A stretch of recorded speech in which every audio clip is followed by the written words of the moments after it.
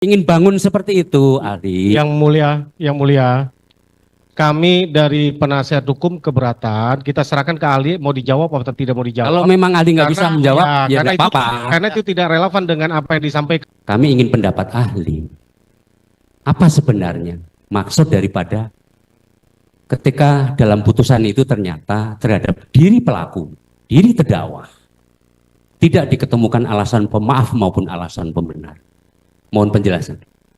Mohon izin yang mulia, jika kita membaca dari hal tersebut, tentu selama dalam pemeriksaan dengan data yang ada dengan berkas perkara yang pada waktu itu tidak ditemukan alasan-alasan pembenar maupun pemaaf. Berarti orang itu bisa cakap untuk mempertanggungjawabkannya. Karena sebenarnya ada mempertimbangkan fakta, keadaan, alat bukti, hal memberatkan, hal meringankan dalam poin D tersebut. Itu adalah dalam konteks upaya hukum biasa. Saya kembali lagi ke konteks ini. Dalam kasus upaya hukum luar biasa, maka konstruksi gedung tadi akan dicek kembali dari pondasi. Kalau yang ditanyakan jaksa tadi sepanjang tentang dalam upaya hukum biasa, itu haruslah diamini oleh hakim. Karena yang diterima jaksa pada waktu itu sebatas itu. Yang diterima oleh hakim pada waktu itu, yaitu seharusnya bumbunya rendang yang mulia. Tapi yang dikirim cuman kira-kira capcay. Dan capcaynya juga bukan 10, padahal kalau cap itu 10. 10 sayur, ternyata tidak. Jadi terkecoh kita pada gerbang pertama. Jadi jaksa juga mungkin karena dikirimnya bahannya itu dan hakim mengambil itu skala.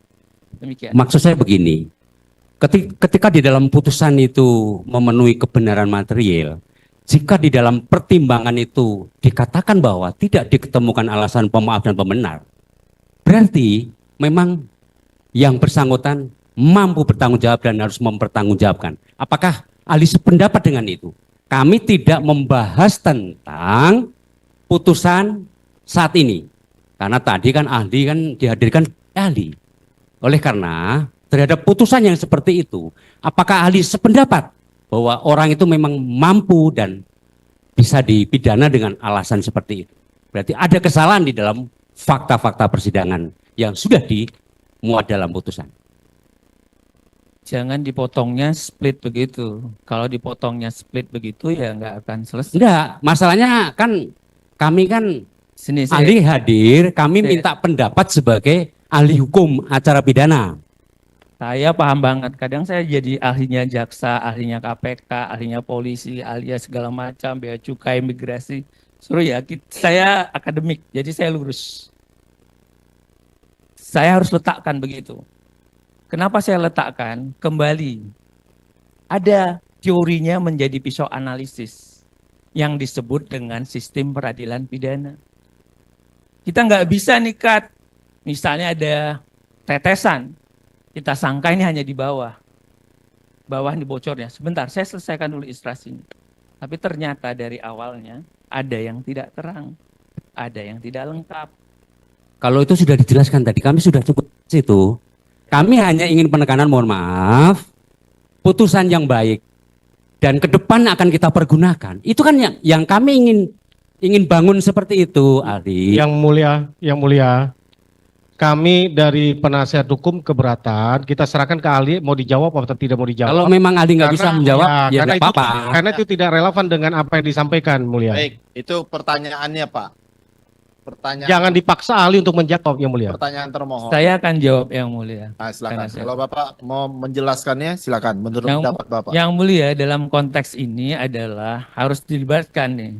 Ada spesies yang berbeda yang namanya PK.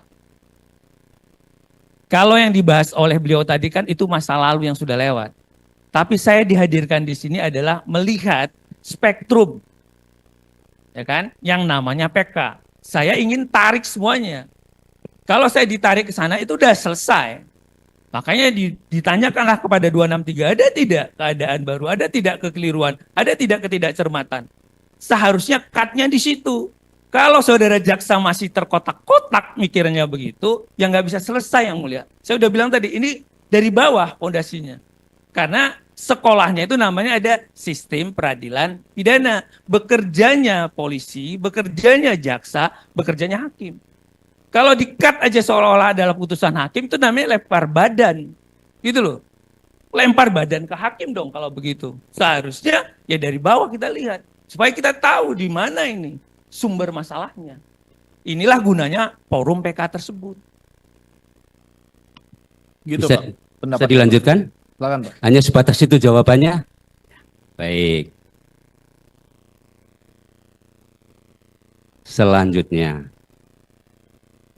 Tadi ahli menekankan juga bahwa pada persidangan yang mulia ini sebenarnya adalah yang menjadi pokok adalah menguji permohonan PK yang dilakukan, yang diajukan oleh para terpidana melalui penasihat hukum.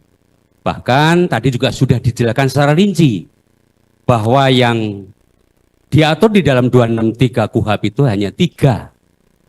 Hari ini ahli berani menyatakan bahwa di luar itu pun bisa, kalau nggak salah tadi. Walaupun dari hasil persidangan. Download Tribun X sekarang, menghadirkan lokal menjadi Indonesia.